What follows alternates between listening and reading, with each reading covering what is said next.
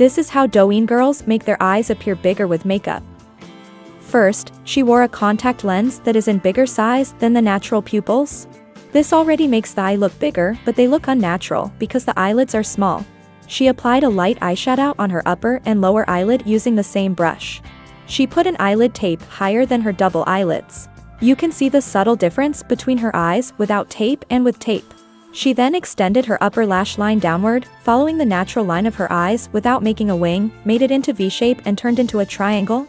Notice how she only draw the line until the center part of her pupil? She does the same in the inner part of the eye, then blurred the edges with a brush. With a reddish eyeliner gel, she draw a fake lash line connecting the eyeliner from outer V to the inner V. This creates an illusion of an extended waterline that makes the eyes look bigger. Next is creating the ijiosal or the fat under the eyes. She used a brown shade to create the line under the lash line, but above the eye bags. Eye bags are different from the ijiosal. Then a highlighting shade in between to create the illusion of puffiness. She finished it up with a highlighter on the tear duct area, and did her brows.